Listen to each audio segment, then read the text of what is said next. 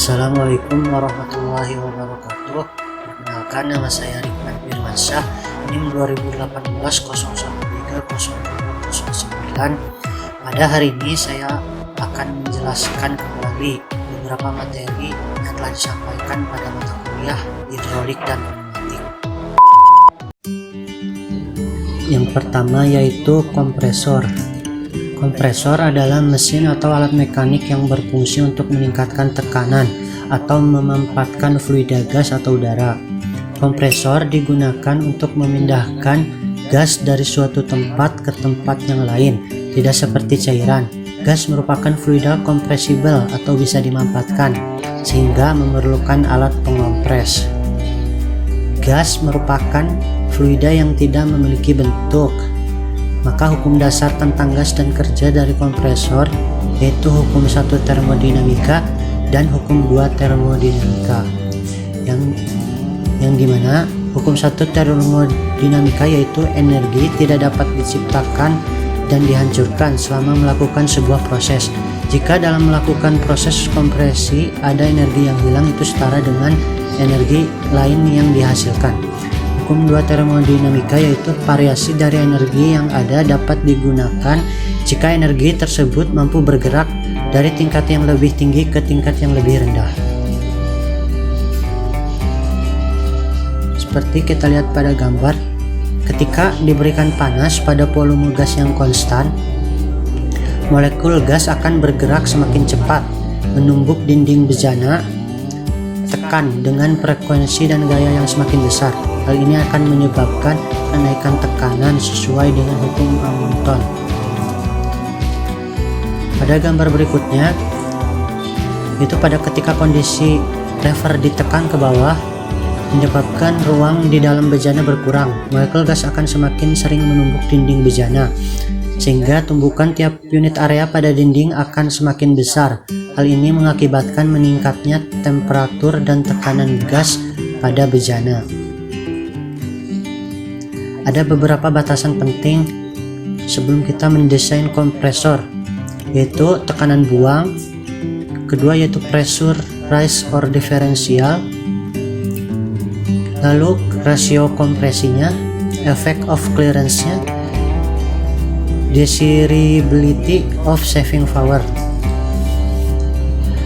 Ada beberapa faktor alasan mengapa kita lebih memilih kompresor, yaitu karena kebutuhan tekanan buangnya, kapasitas kompresor, sumber tenaga, ketersediaan dan biaya pendingin, ukuran dan ruang kebutuhan kompresor, berat kompresor, tipe dan ukuran fondasi kompresor, tipe kontrol pengatur kompresor, dan yang terakhir yaitu biaya perawatannya. Kompresor dibagi menjadi beberapa tipe. Yang pertama ada dinamik dan ada positive displacement. Untuk dinamik ada beberapa, dibagi menjadi beberapa, yaitu ada ejector, radial, dan aksial. Untuk positive displacement dibagi lagi menjadi dua, yaitu rotary dan reciprocating. Untuk reciprocating ada dibagi menjadi dua, yaitu ada trunk dan crosshead.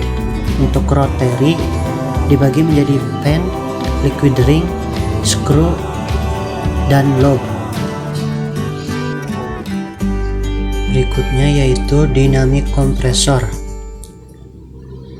atau kompresor dinamis, yaitu mesin aliran kontinu putar di mana elemen yang berputar dengan cepat mempercepat udara ketika melewati elemen, mengubah head kecepatan menjadi tekanan, sebagian dalam elemen yang berputar dan sebagian dalam di pusar stasioner atau blade. Kompresor dinamis dibagi menjadi beberapa macam. Yang pertama ada ejector. Ejector merupakan bentuk sederhana dari pompa vakum atau kompresor, tidak memiliki piston, katup, rotor, atau bagian bergerak. Cara kerjanya yaitu gas akan ditarik dari aliran steam jet dan masuk ke dalam venturi. Pada diffuser, energi kecepatan akan dikonversi menjadi energi tekanan. Yang kedua yaitu ada aksial kompresor. yaitu kompresor jenis ini digunakan untuk turbin gas, sering digunakan sebagai blower furnace atau tungku peleburan, industri baja, dan kebutuhan industri yang membutuhkan aliran udara atau gas dalam volume yang sangat besar. Rasio kompresi bisa sebanding dengan kompresor sentrifugal, tetapi laju aliran lebih besar sesuai dengan diameter casing. Gas akan berubah arah setiap melalui baling-baling fan yang berputar. Putaran para fan memberi kecepatan dan tekanan pada gas yang mengalir di dalam kompresor. Yang ketiga ada sliding fan kompresor. Pompa berporos tunggal. Di dalam rumah pompa berisi sebuah rotor berbentuk silinder yang mempunyai alur-alur lurus pada kelilingnya. Pada gambar tampak bahwa poros atau rotor terpasang secara tidak pada sumbu tengah sehingga berputar secara eksentrik. Sliding fan bergerak dikarenakan adanya gaya sentrifugal pada rotor sehingga terlempar bergerak secara bebas pada alur yang terdapat pada rotor. Berikutnya yaitu rotary dan reciprocating kompresor atau kompresor piston. Rotary kompresor yaitu kompresor yang menghasilkan tekanan tinggi. Kompresor putar yang dihasilkan relatif kecil dibandingkan dengan kompresor torak. Hal ini disebabkan sudut-sudut pada kompresor putar yang merupakan elemen bolak-balik mempunyai massa yang jauh lebih kecil daripada torak. Yang kedua yaitu reciprocating kompresor atau lebih sering disebut dengan kompresor piston, adalah kompresor yang menggunakan sistem torak atau piston yang bergerak di dalam silinder untuk mengompres udara. Tabung silindernya memiliki dua buah port, yaitu port inlet dan outlet.